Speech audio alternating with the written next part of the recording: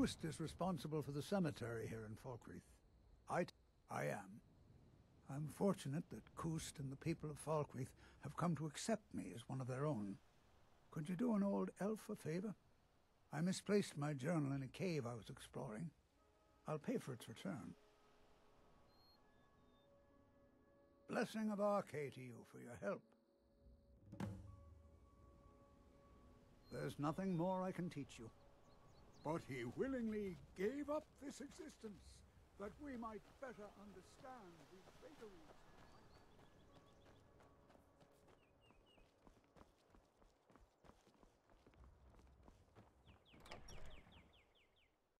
Come on in. Just stoke the fire. Take a seat and get the cold out.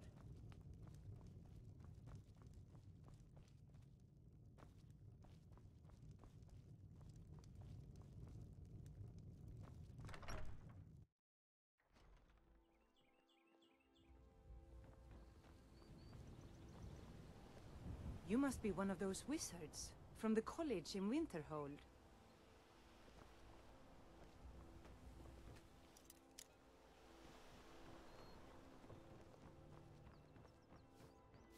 Well met. Unlike my brother, I've no dislike of strangers. Met lots of them while was a Stormcloak.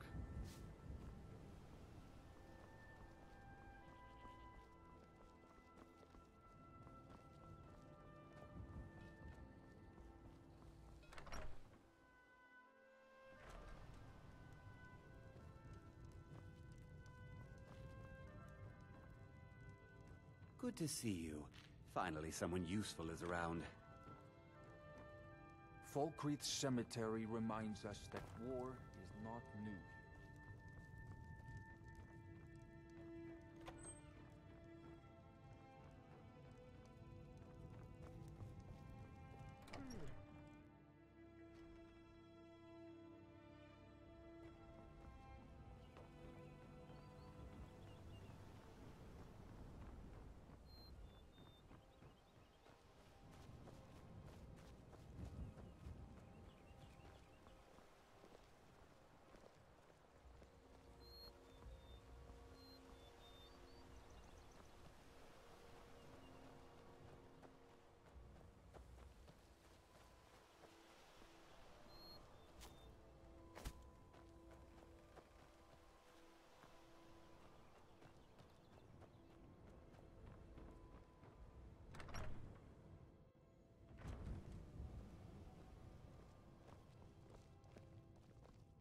I was young. Well, not against me, against all of Falkreath. Those bastards are spying on every one of us. Last night I saw Laud the blacksmith writing a letter. Probably sending word to Solitude and General Tullius. Are you loyal to Skyrim? Break into Laud's house and get that letter. Good. Mind what you say. Try not to judge Falkreath all too over harshly, this visitor. town. The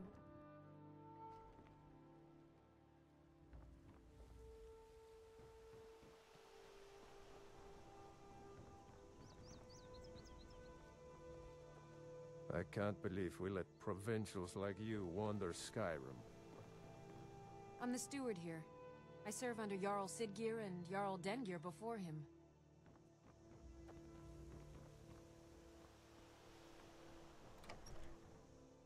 Come on in. We got warm food, warm drinks, and warm beds.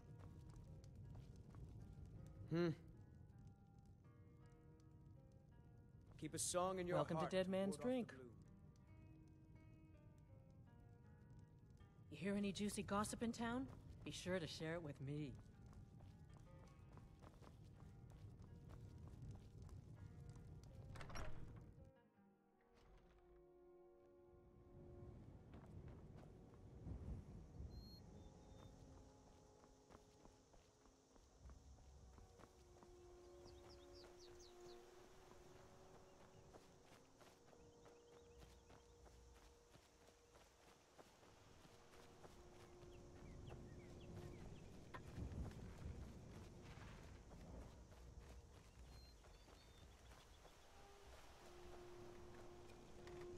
A sad time. Our daughter. Our little girl. She hadn't seen her 10th winter. Sinding came through as a laborer. Seemed like a decent man. He's stewing in the pit while we figure out what to do with him. If you've got the stomach to look at him. What could drive a man to do something like this? I just don't understand what kind of man does that.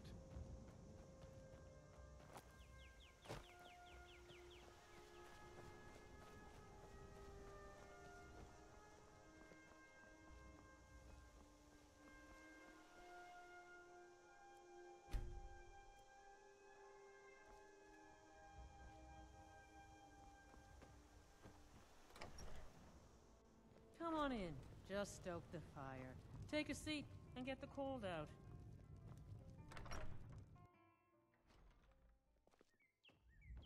Sure spoons. Handsome man in Falkreath.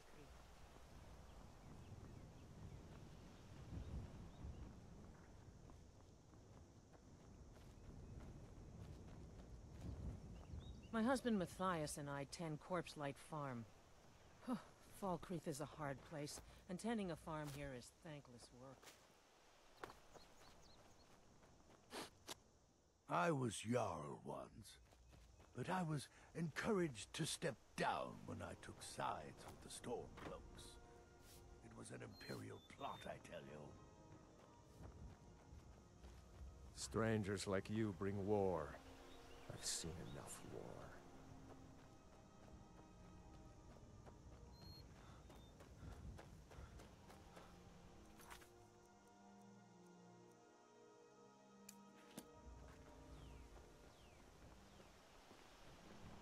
Indara and I like to keep to ourselves and run our farm.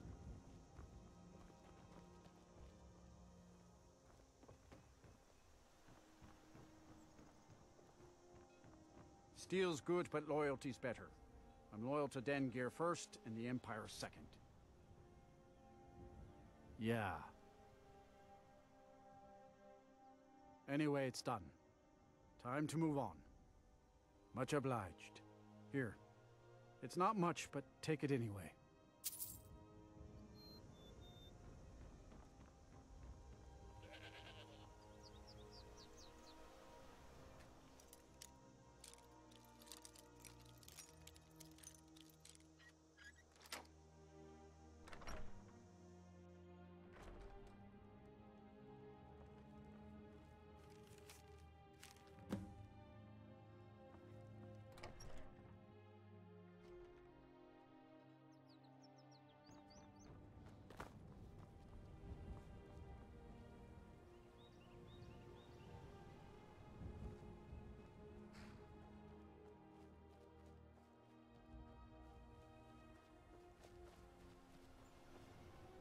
Be mine. What's this, some kind of... Well, he's not spying, but it's clear the Empire's making Lauds smith up more swords and armor for them. Good work. Take this. Mind what you say. The Empire has ears all over this town.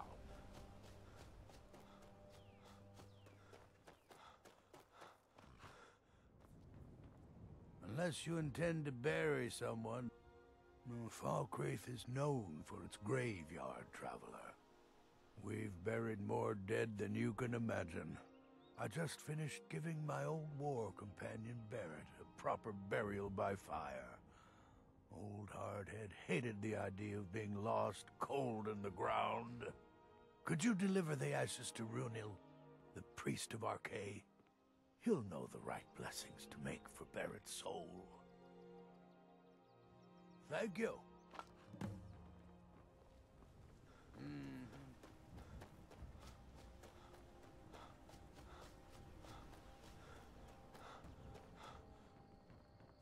Kust is Barrett's ashes. Thank you for bringing this to me. I'll make sure he gets his rights. Here, for your trouble.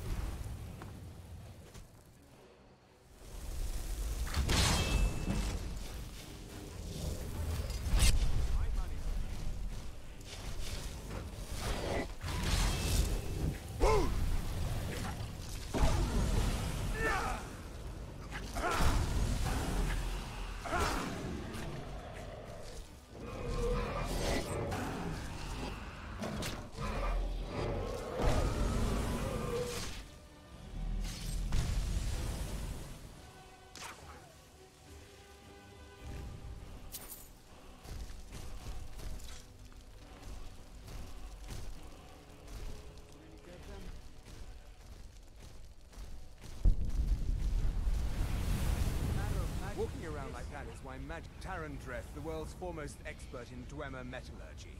Not that you would know anything about that. Katria?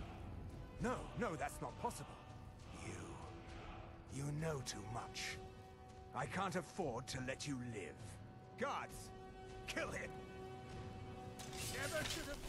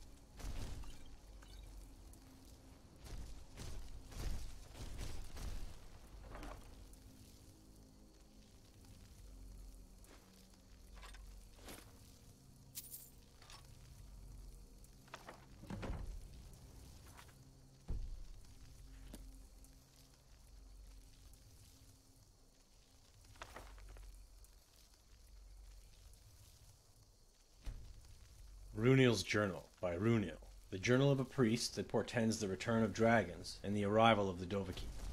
17 seconds C. It has been a long time since I've written an entry in this journal. I admit with some embarrassment then that when I pulled it down from the shelf, I nearly choked on the dust that flew. There is little to tell, but I did suffer another awful nightmare of the war. I suppose this is an affliction common to many who must see the horrors of war firsthand. Writing about it has already helped me to feel better. 19 Second Scene. Received a letter from Anders in White. He has invited me to visit, and I intend to accept. It's been a long time since I was in the city. My only fear is the Thalmor. I have heard that they and their agents are abroad in Skyrim, rooting out worshippers of Talos. I must be sure to keep a low profile. 28 Second Sea. Returned from my trip to Whiterun to find very few flowers have bloomed here. The rest of Skyrim is covered in blooms of fiery red and piercing blue, but only a scant few have appeared in or near the town. I'll make it my mission to change that. We could use some flowers to brighten this gloomy place. Perhaps I can get Tekla to help. 9 Midyear. Spent most of the day consoling Laud, who received news of his cousin Grimsvatr's death. They were quite close as youths, and Laud drank and talked of his childhood memories. It was touching, but bittersweet. 22 Midyear. A wandering peddler passed through Falkreath today. I purchased a few sticks of incense from him. He was a nice young Nord lad, following in his father's footsteps. I think his name was Valbjorn. A few days later, one of the town guards spied a pack of carrion birds circling near the road. He found young Valbjorn's corpse, victim of a bandit attack. My heart is heavy, and yet I should know better. Life and death, growth and change, the turning of the seasons. These are all aspects of mighty Arcade. I should not be so affected by the death of one young man. And yet... 12 Suns Height. Travelers pass through town, speaking of the land in the grip of high summer. These are the warmest days of the year in Skyrim, but not in Falkreath. Here, all is mist and fog and rain. It is always cool and damp, and the seasons have little meaning. Soloff asked me about this today. He said that in a place of the dead, such as our great cemetery, Arcae's dominion should be absolute, and yet Arcae is also the Lord of Seasons, and this place seems untouched by them. I gave the best answer I could. I explained that Falkreath is indeed a place of great power for Arcae, but he prefers to keep it this way, solemn, grey. Hopefully, that was at least partly true, but who can possibly know the mind of a god? 20 Suns Height. Dreams of the war again, but this time, something different. I was leading a small band of Aldmeri battle mages on a mission deep into the heart of Imperial territory. We had drawn near our target, a supply depot outside of Cheydinhal, when the sky suddenly darkened. A great shadow passed over us, and there was a roar so terrible it chilled my blood. Something was flying just overhead, so huge and so dark as to blot out the sun. The dream changed then. I was here in Falkreath, performing a service for someone who had just passed away, though I do not recall who. From the corner of my eye, I saw a stranger approaching. I turned to look, but the shadow came again, and the roar, and then I awoke. Now that I reflect on the dream, I cannot help but wonder, was it a dragon? Why would I dream of such a creature when I have never seen one? It seemed so real at the time, but now the memory is fading. What it means, I cannot say. Probably nothing.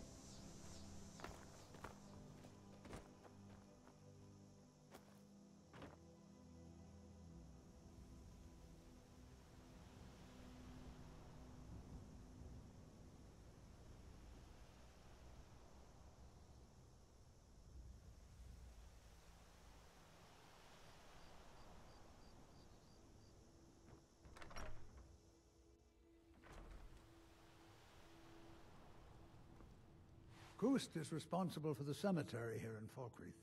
I take care of the shrine. Thank you. It's a collection of regrets that I try not to forget. Here, I promised you this.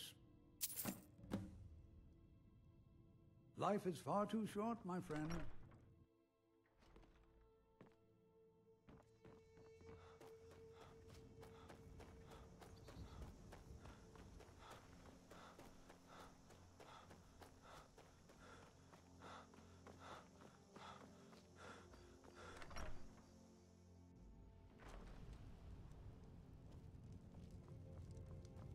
I protect the Jarl, whoever that might be. Good to see you. Finally someone useful. Then by my right as Jarl, I name you Thane of Falkreath. Congratulations. I grant you a personal housecarl, and this weapon from my armory to serve as your badge of office. I'll also notify my guards of your new title. Wouldn't want them to think you're part of the common rabble now. Come and see me again sometime. I might have some use for you. The Jarl has appointed me to be your housecarl. It's a... Lead on, Thane. My blade is always yours to command.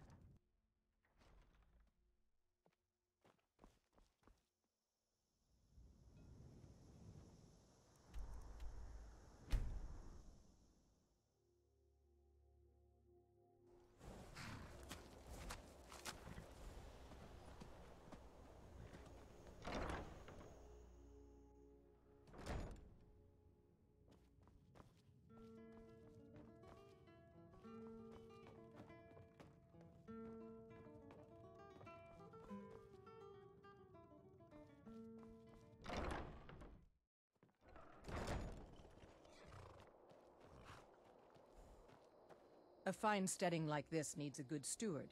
I'd be happy to take on that position if you'd like. Thank you. Let me know if you've anything you need from me. I'm at your service.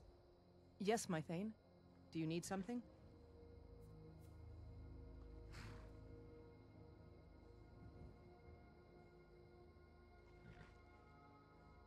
I'll keep watch at Lakeview Manor until you return, Thane. Good hunting. Honor to you, my Thane. Of course. What are we running short of?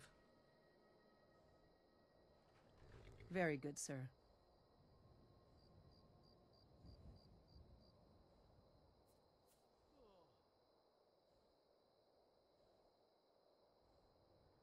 Of course. What room would you like me to furnish? Very good, sir. Mm-hmm.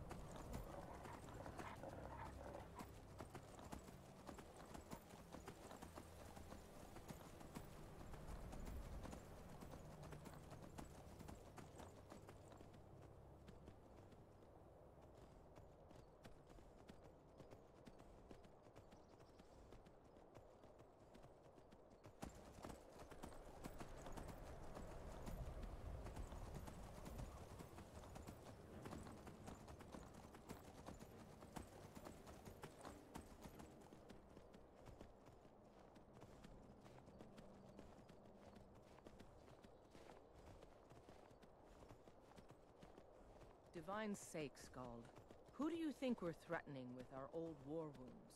We're not soldiers anymore.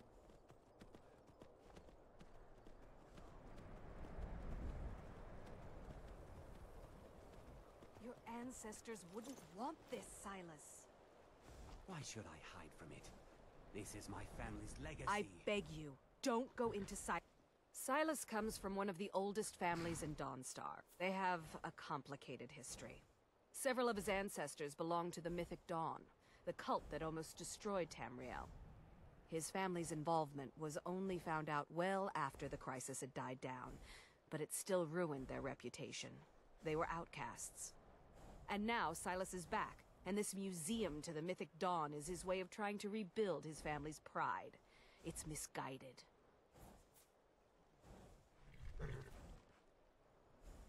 That museum is a mistake. And here comes my first visitor. The Museum of the Mythic Dawn is open, friend. Yes. Why don't you come in? You can browse the displays and we can talk. I have a job you look perfect for. Let's talk inside.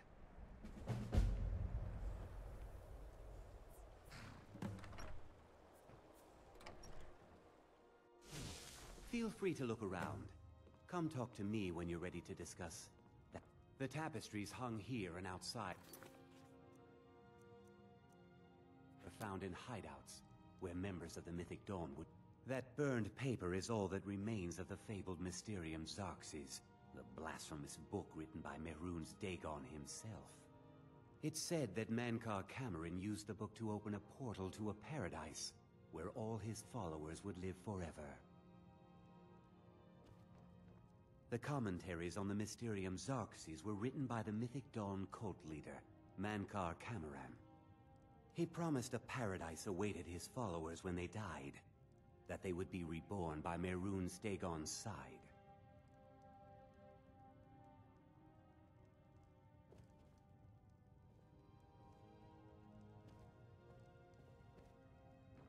Did you have any questions? A little history first.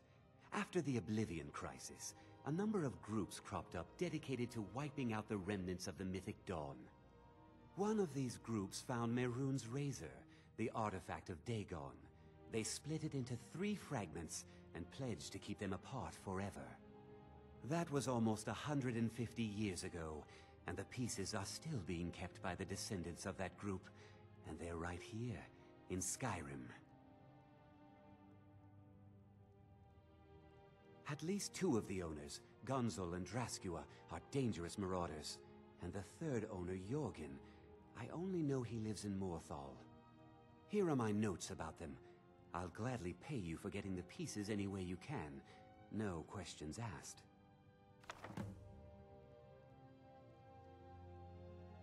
Good luck finding the fragments.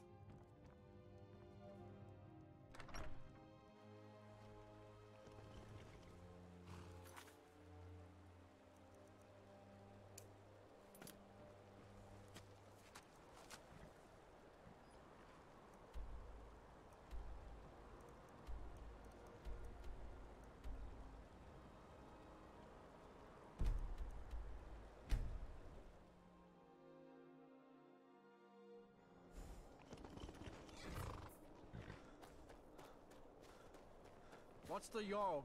Unless it's about the mill. Don't know what you're talking about, stranger. I've heard of him. My father had suspicions about his connection to the Mythic Dawn. Guess they were true. I don't need this. My family wasted 8 generations keeping that razor safe from a dead cult. As far as I care, it can stay locked in my house. I don't care, but my ancestors do. You can't have it.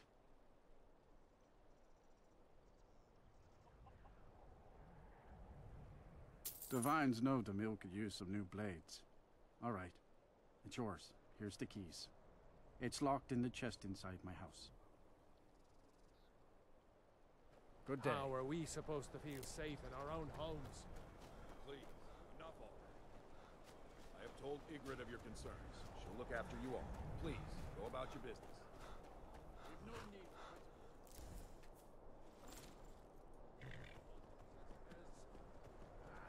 no use. Let's get back to it then.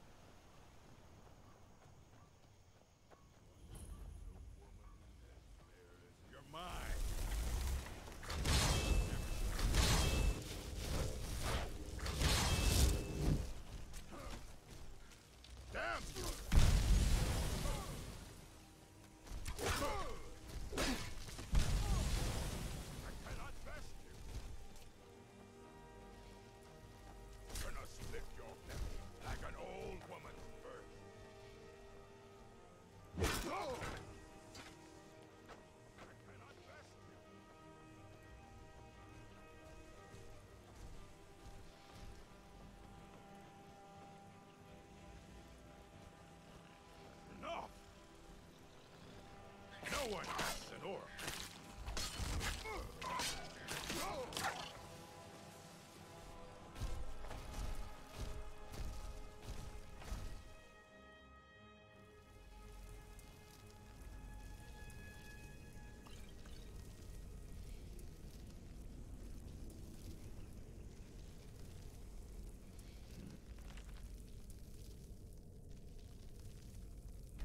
Thief of Virtue, a bawdy tale of one thief's quest for coin and the capture of his virtue. Now, let me tell you the tale of the Thief of Virtue. In the land of Hammerfell, in the city of Such, there lived a baron who was quite wealthy. He was a noted collector of rare things. Baroness Veronique found the whole thing quite tedious. However, she did appreciate the lifestyle that the baron's wealth provided. Ravis Tyrannus was a noted thief. He claimed to be a master thief in the mythical guild of thieves. However, that was more likely just braggadocio. The only known thieves wiped out 450 years ago. Ravis decided that the baron should share his wealth. Specifically, he should share it with Ravis. Come on, come on!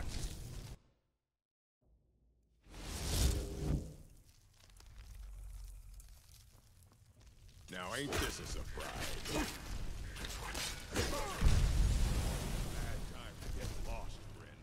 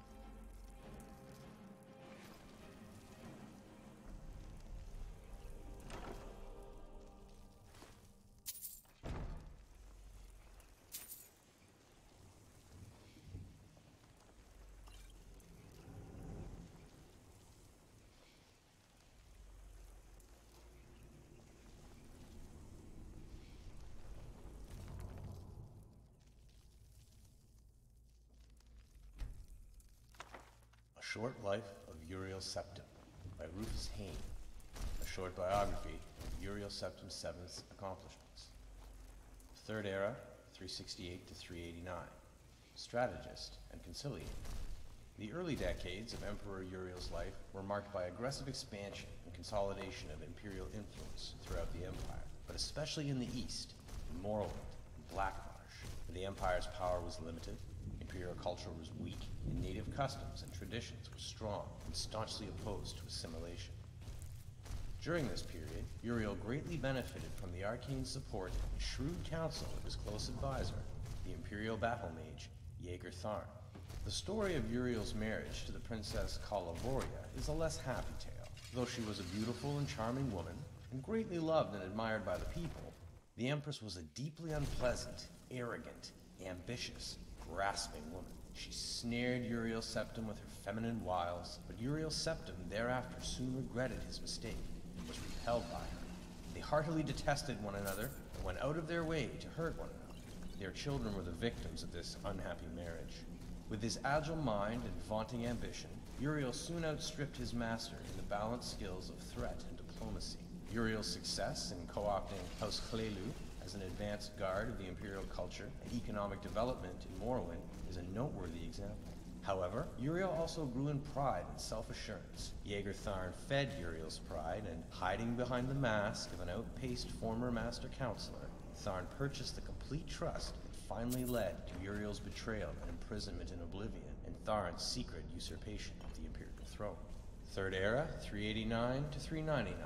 Betrayed and imprisoned. Little is known of Uriel's experience while trapped in Oblivion. He says he remembers nothing but an endless sequence of waking and sleeping nightmares. He says he believed himself to be dreaming and had no notion of the passage of time.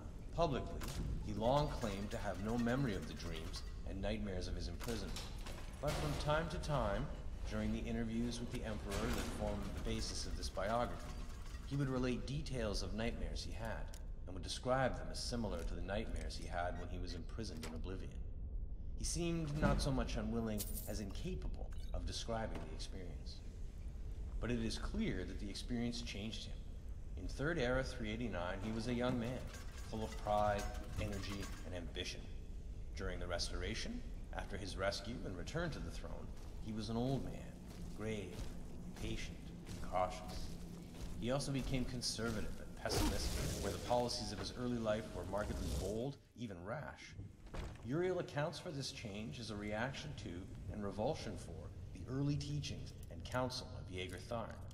However, Uriel's exile in Oblivion also clearly drained and wasted him in body and spirit, though his mind retained the shrewd cunning and flexibility of his youth. The story of Tharn's magical impersonation of the Emperor, the unmasking of Tharn's imposture by Queen Baranzaya, and the roles played by King Edvire, Rhea Silmain, and her champion in assembling the Staff of Chaos, defeating the renegade Imperial Battlemage Jaeger Tharn, and restoring Uriel to the throne, is treated at length in Stern Gamboge's excellent 3-volume biography of Baranzaya. There is no reason to recount that narrative here.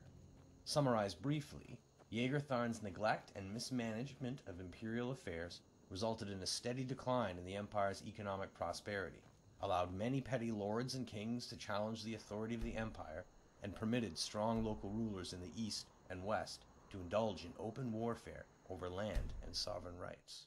Third Era, 399 to 415. Restoration, the Miracle of Peace, and Vardenfell. During the Restoration, Uriel Septim turned from the aggressive campaign of military intimidation and diplomatic accommodation of his earlier years, and relied instead on clandestine manipulation of affairs from behind the scenes, primarily through the agencies of the various branches of the Blades. A complete assessment of the methods and objectives of this period must wait until after the Emperor's death, when the voluminous diaries archived in his country estate may be open to the public, and when the Blades no longer need to maintain secrecy to protect the identities of its agents. Two signal achievements of this period point to the efficacy of Uriel's subtle policy. The Miracle of Peace, also popularly known as the Warp in the West, that transformed the Iliac Bay region from a ruly assortment of warring petty kingdoms into the well-ordered and peaceful modern counties of Hammerfell, Sentinel, Wayrest, and Orsinium, and the colonization of Vardenfell, presided over by the skillful machinations of King Helseth of Morrowind and Lady Baron Zaya, the Queen Mother, which brought Morrowind more closely into the sphere of Imperial influence. Third Era, 415 to 430. The Golden Peace, King Helseth's court, and the Nine in the East. Following the Miracle of Peace, best described in Peter Vetterson's Daggerfall, Modern History, the Empire entered a period of peace and prosperity compared to the early years of Uriel's reign. With the Imperial heartland and west solidly integrated into the Empire, Uriel was able to turn his full attention to the east, to Morrowind. Exploiting conflicts at the heart of Morrowind's monolithic tribunal religion and the long-established Great House system of government, and taking advantage of the terrible threat that the corrupted divine beings at the heart of the tribunal religion presented to the growing colonies on Vardenfell, Uriel worked through shadowy agents of the Blades and through the court of King Helseth in Mournhold to shift the center of political power in Morrowind from the Great House Councils to Helseth's court, and took advantage of the collapse of the Orthodox tribunal cults to establish the Nine Divines as the dominant face in Hlelu and Vardenfell districts. Hasfat Anatolus's treatment of the establishment of the Nine in the East in his 4-volume A Life and Times of the Nerevarine is comprehensive. However, he fails to resolve the central mystery of this period.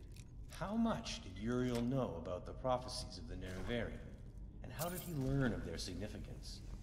The definitive resolution of this, and other mysteries, must await the future release of the Emperor's private papers, or a relenting of the Blades' strict policies of secrecy concerning their agents.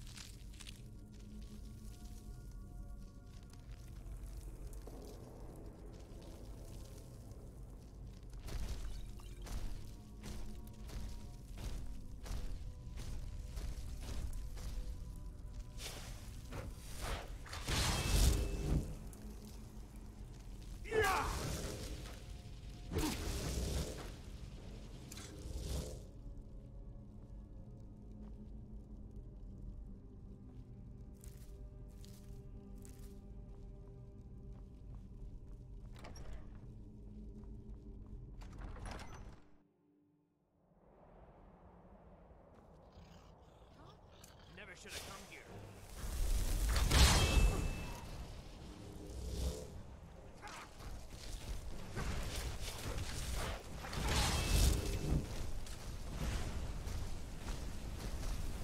Damn you!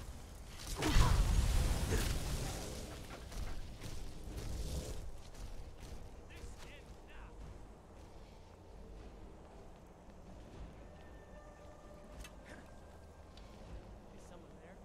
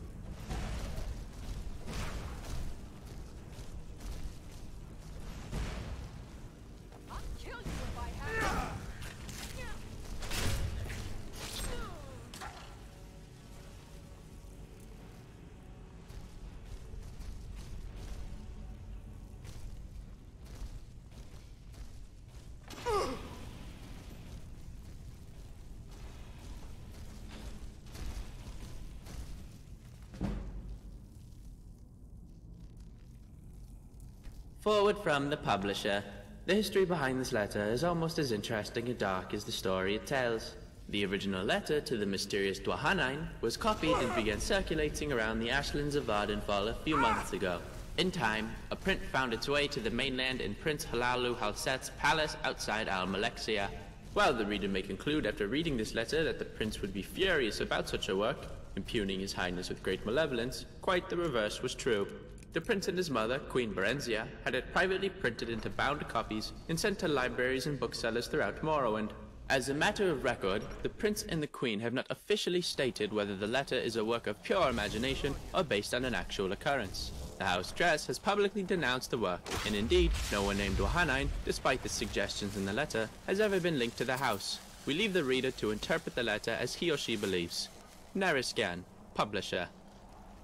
Dark Liege Dwahanain, you asked for a detailed description of my experience last night, and the reasons for my plea to House Dress for another assignment. I hope I have served you well in my capacity as informant in the court of Prince Helseth, a man who I have stated in many previous reports could teach Molag Bal how to scheme. As you know, I have spent nearly a year now working my way into his inner circle of advisors. He was in need of friendship when he first arrived in Morrowind, and eagerly took to me and a few others. Still, he was disinclined to trust any of us, which is perhaps not surprising, given his tenuous position in Morrowind society. For your unholiness's recollection, the prince is the eldest son of Berenzia, who was once the queen of Morrowind, and once the queen of the High Rock Kingdom of Wayrest. At the death of her husband, Prince Helseth's stepfather, King Eadwire, there was a power struggle between the prince and Eadwire's daughter, the Princess Elisana. Though details of what transpired are imperfect, it is clear that Elisana won the battle and became queen, banishing Helseth and Berenzia. Berenzia's only other child, Morgaya, had already left court to marry and become queen of the Somerset Isle Kingdom of Firsthold. Berenzia and Helseth crossed the continent to return to Morrowind only last year.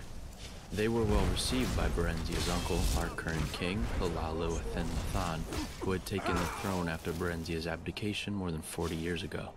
Berenzia made it clear that she had no designs on reclaiming the throne, but merely to retire to her family estates. Helseth, as you know, has lingered in the royal court, and many have whispered that while he lost the throne of Wayrest, he does not intend to lose the throne of Morrowind at Lathan's death. I've kept your unholiness informed of the prince's movements, meetings, and plots, as well as the names and characters of his other advisors. As you may recall, I've often thought that I was not the only spy in Helseth's court. I told you before that a particular Dunmer counselor of Helseth looked like a fellow I had seen in the company of Tholur Sariani, the archcanon of the Tribunal Temple. Another, a young Nordwoman, has been verified to visit the Imperial Fortress in Balmora. Of course, in their cases, they might well have been on Helseth's own business, but I couldn't be certain. I had begun to think myself paranoid as the prince himself when I found myself doubting the sincere loyalty of the prince's chamberlain, Burgess, a Breton who had been in his employ since his days in the court of Wayrest. That is the background on that night. Last night. Yesterday morning I received a curt invitation to dine with the prince. Based only on my own paranoia, I dispatched one of my servants, who was a good and loyal servant of the House Dress, to watch the palace and report back anything unusual. Just before dinner he had returned and told me what he had witnessed. A man cloaked in rags had been given entrance into the palace, and had stayed there for some time. When he left, my servant saw his face beneath the cloak, an alchemist of infamous repute, said to be a leading supplier of exotic poisons.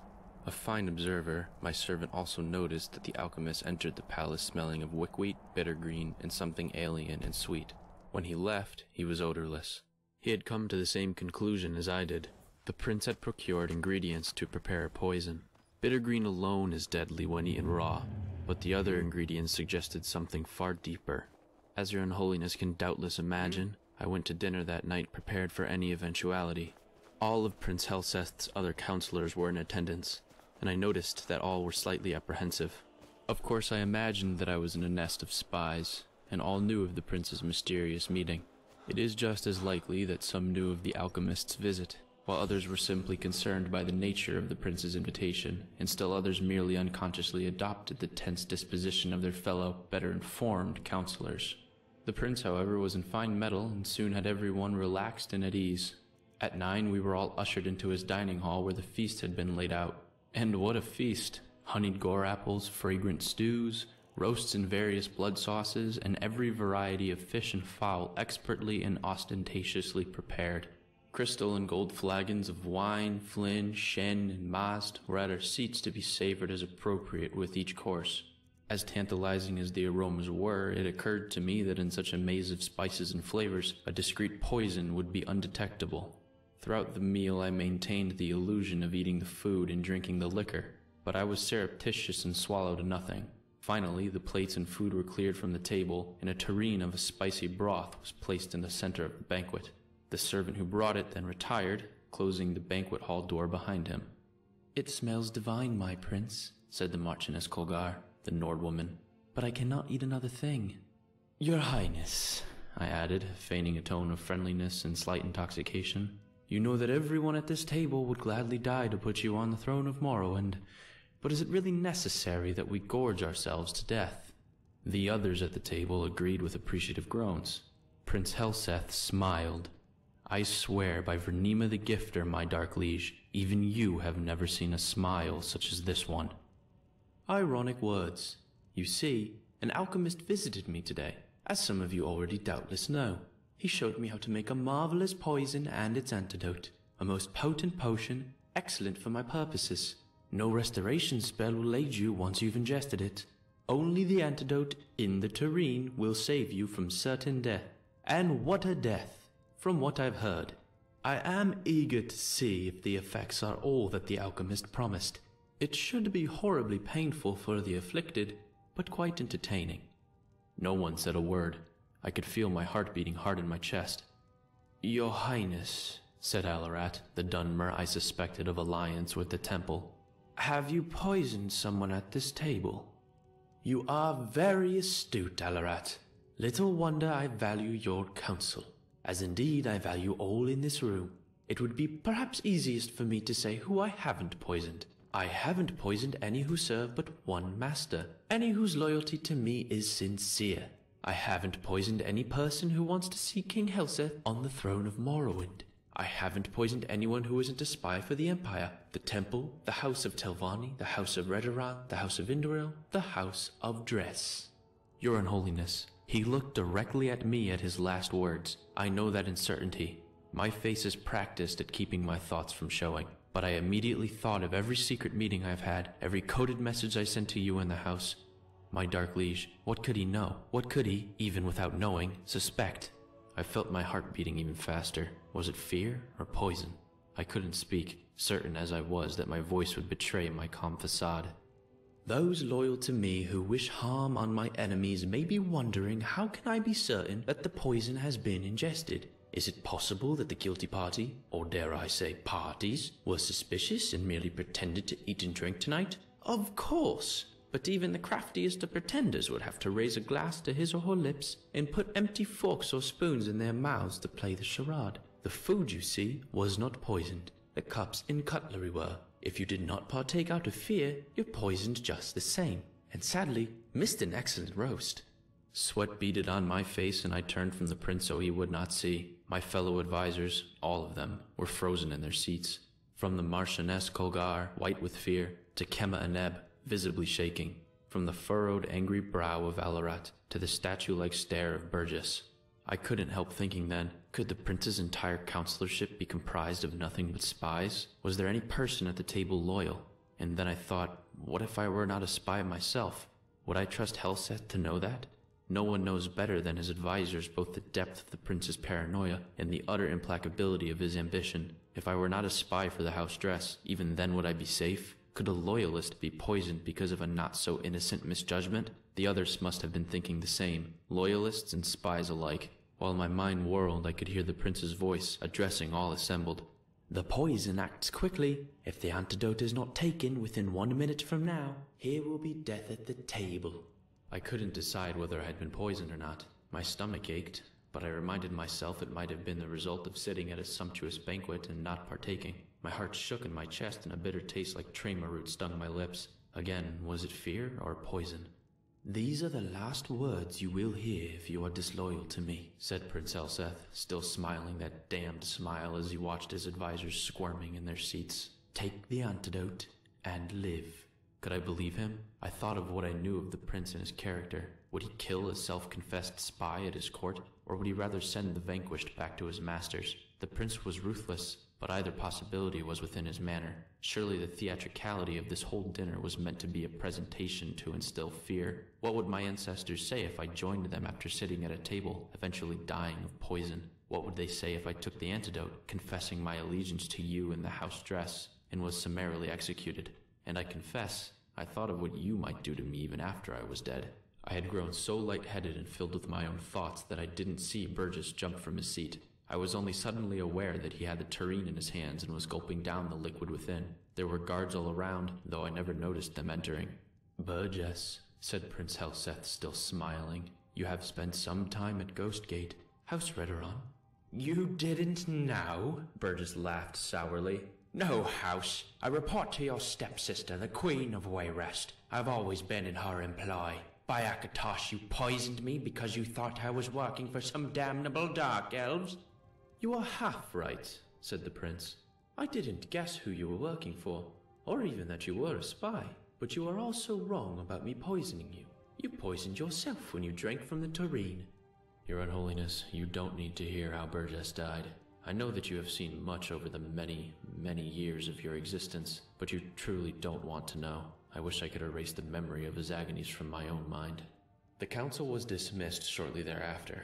I do not know if Prince Helseth knows or suspects that I too am a spy. I do not know how many others that night, last night, were as close as I was from drinking from the tureen before Burgess did. I only know that if the prince does not suspect me now, he will. I cannot win at the games he mastered long ago at the court of Wayrest, and I beg your Unholiness, my Dark Liege Dohanine, to use your influence in the house dress and dismiss your loyal servant from this charge. Publisher's note. Of course, the anonymous writer's signature has not been on any reprint of the letter since the original.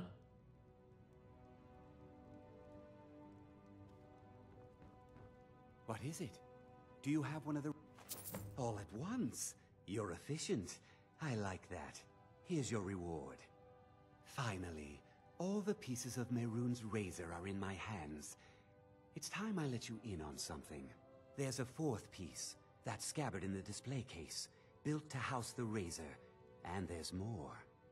I know how to put all the pieces together. We just need to take them to Dagon's shrine and contact the Lord of Change directly.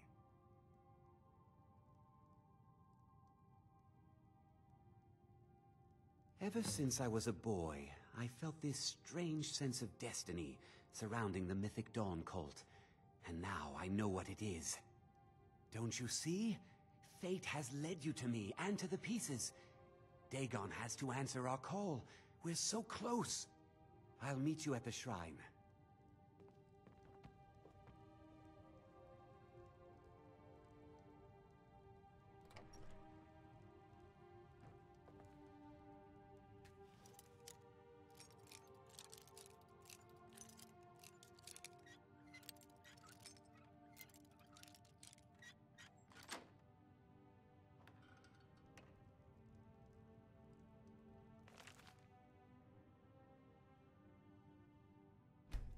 Mythic Dawn Commentaries, Volume 1. Commentaries on the Mysterium Xarxes, Book 1, by Mankar Cameron. The first book read by initiates to the Mythic Dawn cult. Dagon. Greetings, novitiate, and know first a reassurance. Mankar Cameron was once like you, asleep, unwise, protonymic. We mortals leave the dreaming sleeve of birth the same, unmantled save for the symbiosis with our mothers, thus to practice, and thus to reproachment, until finally we might through new eyes leave our hearths without need or fear that she remains behind. In this moment, we destroy her forever, and enter the demesne of Lord Dagon. Reader, this book is your door to that demesne, and though you be a destroyer, you must still submit to locks. Lord Dagon would only have those clever enough to pause. All else, the Orbis claims in their fool running. Walk first. He, the impatience you feel, is your first slave to behead. Enter as Lord Dagon has written. Come slow and bring 4 keys. Know that then you are royalty, a new breed of destroyer, whose garden shall flood with flowers known and unknown, as it was in the mythic dawn. Thus shall you return to your first primal wail, and yet come out different. It shall this time be Neonimbiosis, master akin to master, whose mother is Miasma. Every quarter has known us, and none bore our passing except with trembling. Perhaps you came to us through war, or study, or shadow, or the alignment of certain seals. Though each path matters in its kind, the prize is always thus. Welcome, novitiate. That you are here at all means that you have the worthiness of kings. Seek thy pocket now, and look. There is the first key, glinting with the light of a new dawn. Night follows day, and so know that this primary insight shall fall alike unto the turbulent evening sea, where all faiths are tested. Again, the reassurance. Even the usurper went under the iliac before he rose up to claim his fleet. Fear only for a second.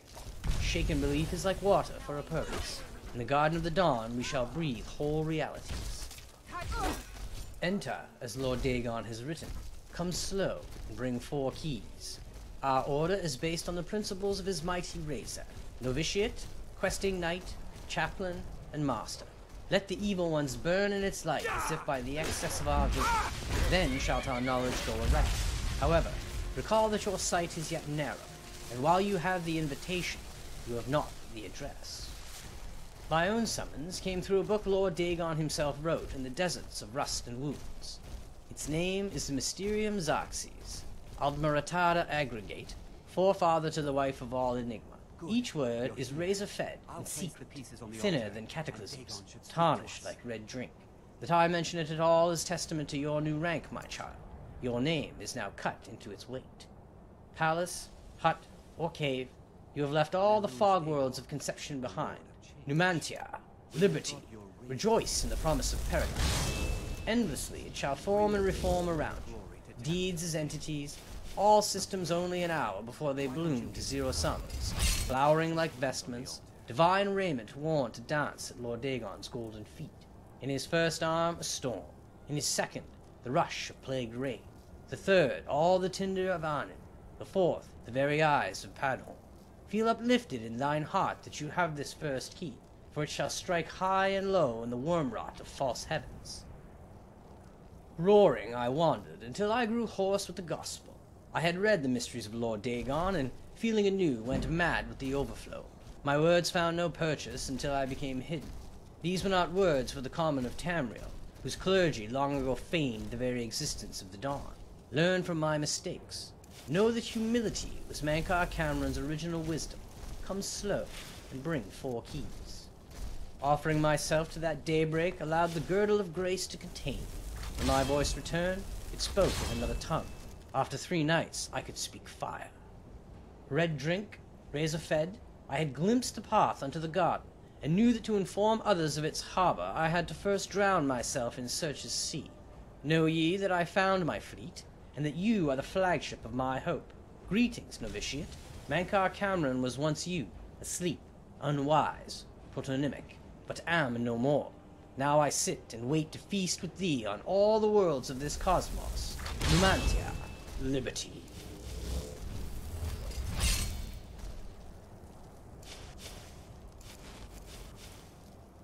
You, mortal, you are worthy of speaking to. You have claimed the pieces of my razor. It has been an amusing game to witness.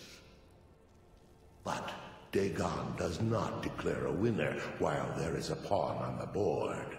Kill Silas. He and his family have served their purpose. Kill him. Take your rightful place as my champion, or I will crush you.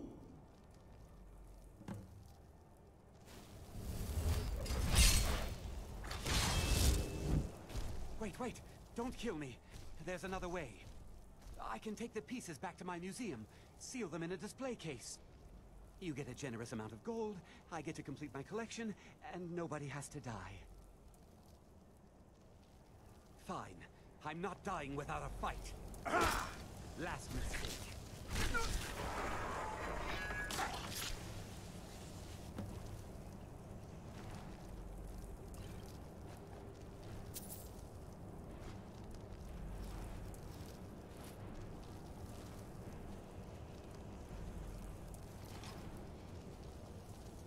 am pleased, mortal.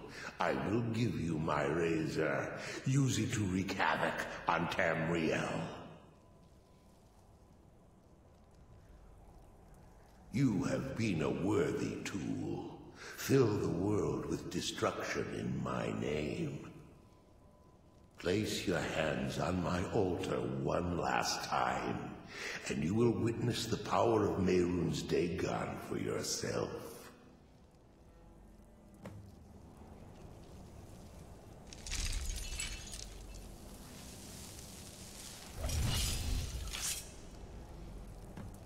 Before you go, mortal, one final challenge.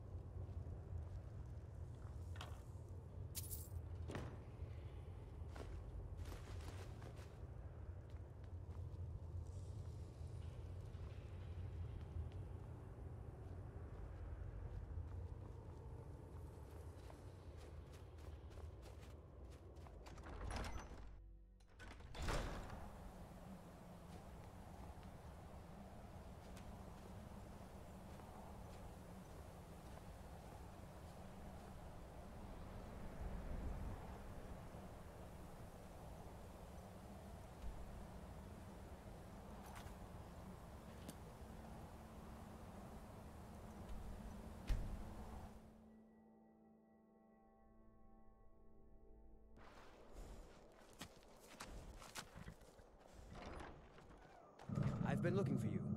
Got something I'm supposed to deliver. Your hands only. Let's see here. Looks like that's it. Got to go.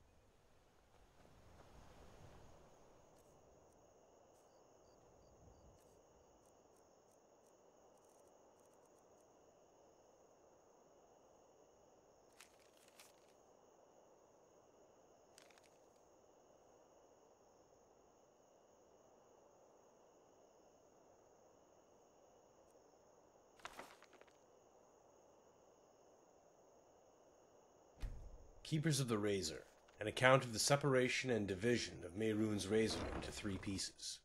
Current descendants of the Inner Circle. Jorgen of Morthal, 8th generation of Clan Axebearer, to bear the hilt of Mehrunes' razor. Son of Halnir, son of Froy, son of Koli, son of Malte, son of Ligerlead, son of Nedrir, son of Len. Gunzel, leader of the Cracked Tusk Bandits, and 8th to bear the blade shards of Mehrunes' razor. Son of Shalak, son of Mog, son of Grull, son of Durgob, son of Uzgak, son of Ramalg, son of Othmash. Draskwa, leader of the Forsworn of Dead Crone Rock, and 8th to bear the pommel of Mehrunes' razor. daughter of Kyrene, daughter of Idana, daughter of Malvina, daughter of Muriel, daughter of Rianne, daughter of Kaylee, daughter of Sorka. Historical background. Of all the groups that pledged to eradicate the Mythic Dawn from Tamriel, none were as inadvertently successful as the Keepers of the Razor. Originally a militia group founded to destroy the remnants of the Mythic Dawn, the group was renamed after discovering the legendary artifact of Mehrunes Dagon that came to be their namesake. How they found the Razor is a secret that I have been unable to uncover, but it is clear that they were not part of Frathen Drothan's failed expedition to Varsa Balim, and in fact the group does not first appear in Imperial records until 50 years later. The Razor was divided among the 3 highest-ranking members of the Order's inner circle, to be passed down from oldest child to oldest child until the twin moons themselves disappeared from the skies. Although this pledge seems to have been loosely interpreted, as the moons did vanish from the heavens during the Void Nights of 4th Era 98 to 4th Era 100, yet the Razor's pieces were still being bequeathed through the generations during and after this time. Tracing the lineages of the inner circle proved especially difficult thanks to the group's unusual membership. While the leader of the Keepers of the Razor was a Nord, and thankfully was easily researched through the clan's family histories, the other 2 members were an Orc and a native daughter of the Reach, whose culture's paucity of respect for literacy made tracking them down less straightforward. Fortunately, Othmash Grogullars and his sons are well recorded for their service in the Imperial Legion. Yet the daughters of Sorka proved nearly impossible to find until they uncovered Markarth's meticulously thorough tax records, which recorded each birth of Sorka's kin in order to administer certain petty fees. Sorka's current descendant, Draskua, fled to Dead Crone Rock after the Markarth incident and is considered by the Jarl to be a major threat to the safety of the Hold.